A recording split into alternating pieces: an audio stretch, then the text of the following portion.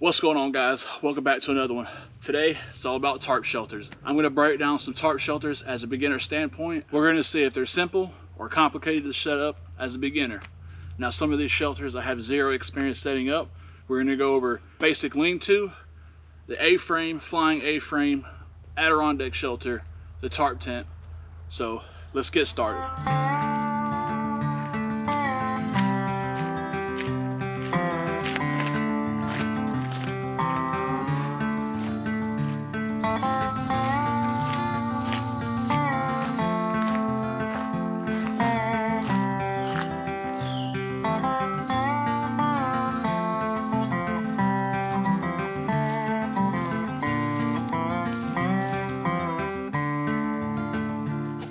Wow, it is a hot and humid day here in Georgia.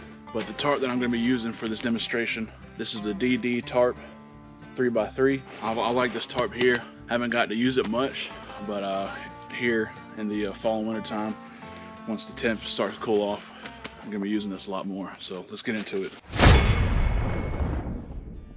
What's going on, everybody? Thanks for clicking the video as you come along with me to learn a thing or two about tarp shelters. This is a video dedicated to the beginners who never set up tarp shelters other than the basics when they're out camping. So with that being said, we're going to rate these shelters into 3 criteria. Number 1, setup. This is based on how easy or difficult it is to set up these shelters as a beginner. Number 2, expectation. What I expect out of these shelters and its design.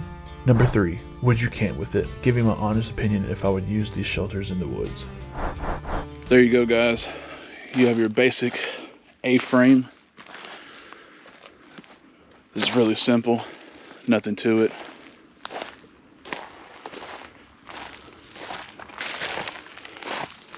There you can see on both ends there.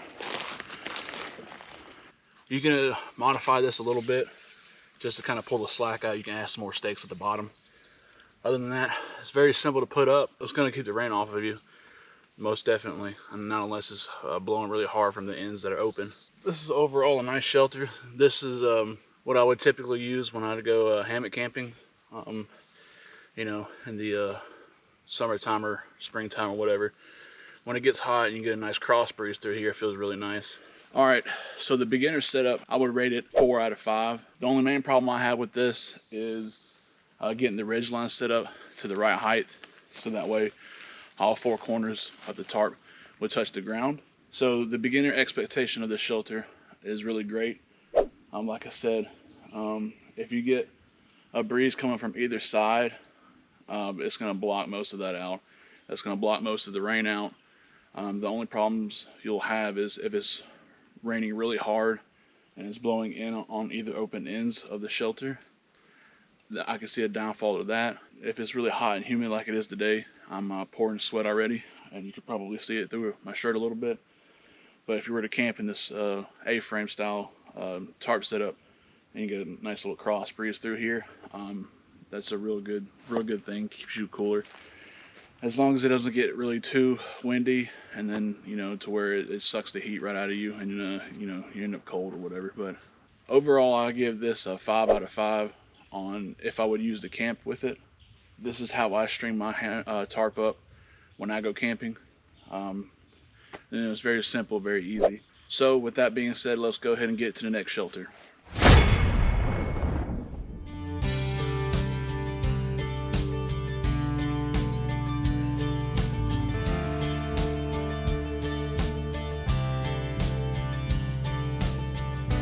There we have it, guys. We took the simple A-frame, raised it up a couple feet, and now we have the flying A-frame. As you see here, we got plenty of room. I'm about 6 foot, 6'1", and my hair is just scraping the top of the A-frame, which is really good when you're a tall guy like me. Versus the A-frame, the traditional A-frame on the ground, you have to kneel in. So this style A-frame, I fly this more than any other tarp shelter setup when I'm hammock camping. If the conditions are just right, if it's not windy, not raining, perfect night for camping, whatever the case may be, this is what I fly 9 times out of 10. The other like 10%, I'll fly something else if the weather is pretty bad.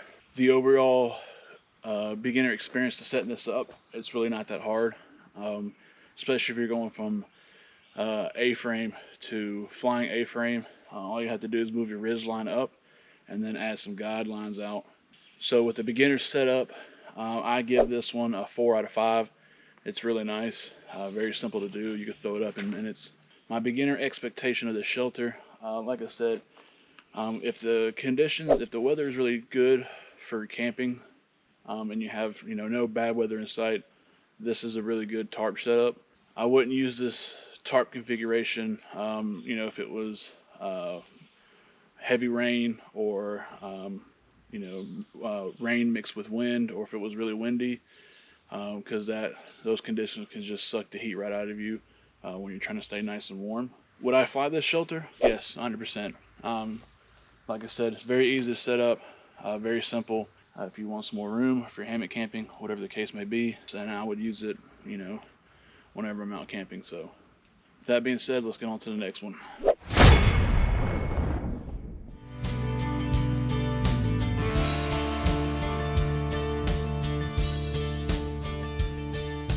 And bam, we went from flying A-frame to flying A-frame with porch mode. I know it looks a little wonky. It's just because I have these guidelines pulled out in different directions, so just trying to make it work. You can also use Y sticks.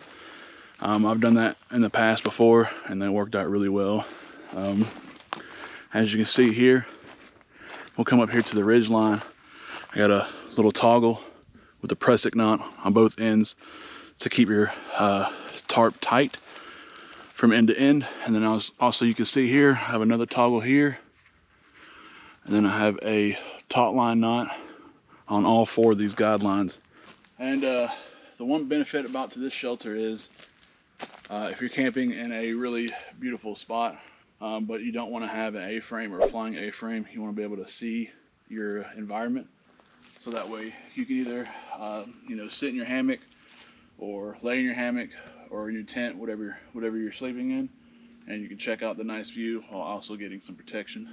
When I know I'm going to do a flying A-frame as my overnight tarp configuration, most of the time what I'll do, because when I get into camp and I get all set up and everything settled, I just like to take a little bit time to myself, enjoy my little area that I'm in. So what I'll do is I'll raise one side up, just like you see here, and I just relax and enjoy my environment, whether I'm on the river or in the mountains or whatever. It's a really nice tarp configuration. Definitely wouldn't recommend this if you're in bad weather, like raining, winding, whatever. All that stuff will just blow right in because you raise one side of your shelter up. So, but I have used this configuration overnight before. Conditions were just right on the river. It's really nice. If y'all want to see me fly this shelter up when I'm out camping on the river, I'll put a link down below. Y'all can check out that video. It's really nice and relaxing. Highly recommend it. But with that being said, let's go on to the next one.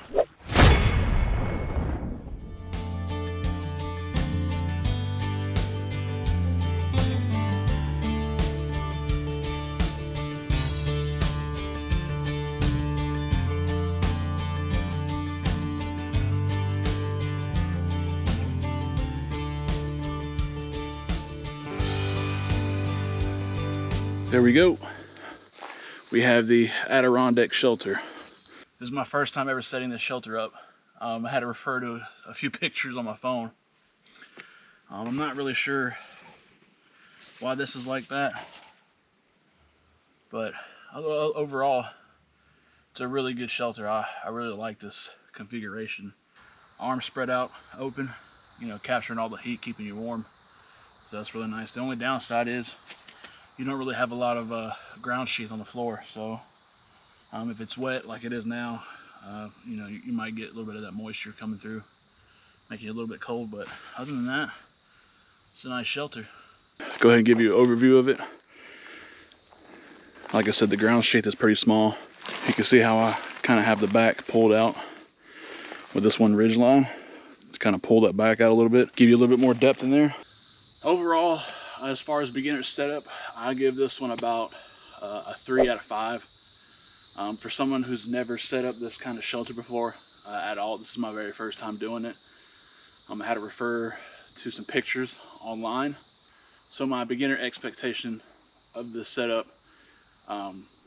it's going to keep you very warm. If you use this shelter, kind of like during the winter time, obviously you could take this down, either hang it up higher to capture more of the heat, or you can just flip it back. Like I said, with the sides of it spread open, with the fire, it's going to capture all that heat in, and should be a nice toasty shelter. The only thing I would recommend is probably getting a little bit of elevation up off the ground, especially right now it's all wet. So you don't want to soak up any of that moisture, or the ground soaking up all the heat up out of you. Would I use this shelter to camp? Most definitely. I found this style of shelter very interesting. It's just really cool how it spreads out open so far. So overall it's a nice shelter. I'm definitely going to try this maybe during the fall or winter time. I'm just going to have to get some kind of ground pad or something like that. But other than that, it's an overall good shelter. Didn't take too long to set up, as somebody who's never set it up before, so let's get on to the next one.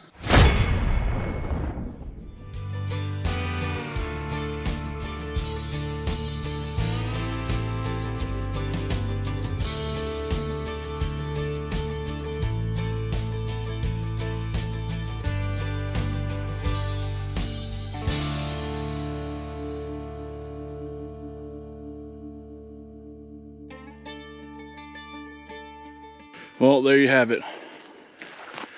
One ugly tarp tent. Definitely gonna have to have some work on this one. This one took quite a while to set up. I feel like the front needs to be closed in a little bit. That way I can get this side pretty tight. Well, the side's pretty tight, but for the demonstration of this video, I think this will be pretty good. It's not the prettiest, but as you see, it's got a ton of space in there. Just enough for somebody to lay down. So to give it my ratings here, the beginner setup, it's I would say a 2 out of 10. I struggled with this one at first. I tried to use a ridge line, but you can't really use a ridge line, or at least not on this tarp. I'm not really sure, because you have to put a stick in there about a third of the way inside the tent, and yeah, if you do it in the middle, I don't think it will work out right. But I'm pretty sure some experts can make it work. But I give it a 2 out of 10. I had to watch a video on how to set it up. So for the first time, I say it's not that bad. I definitely will have to give it some more work. As far as the expectation of it, I think once it's 100% set up and have all the sides staked down, it acts just like a tent. So the only downside is there's no really ventilation in there. So for me, I think this is going to be another one of like fall time, winter time setups, which will be pretty nice. Maybe if you have a little fire out here with a little reflector wall pushing that heat on the inside, I think it'll be nice and toasty in here. But I think this is going to be another shelter that I definitely will try this year. There you have it, guys. The last one, the basic simple lean-to. Ain't nothing to it. Just tied off at the top twice, and then tied off down there at the bottom twice. Well, in this case I got it 3 times just to pull some of the slack out, but you can make this as simple or as fancy as you want to. It's a very nice shelter. As a beginner setup, this is a 5 out of 5. It's very simple. It's just 2 elements. It's ridge line and then tied off in the 4 corners. Like I said, you can make this as simple or as complicated as you want. My expectation of the shelter, can keep the sun off of you. If the wind is coming from behind you, it can block out the wind. Not really good on the rain part, but honestly I wouldn't throw it up in the rain, not unless if I had to in some kind of a emergency situation. But other than that, very easy shelter to throw up. Would I use this to go camping? Probably not. There's a bunch of other different tarp configurations you can use out there that gives you better cover. Probably give you a little bit of a ground sheath. Well guys, I hope you enjoyed it just as much as I enjoyed making it. Hope you learned a thing or two. I know I have. I need a lot of practice. Don't forget to like and subscribe, and I'll see you all on the next one.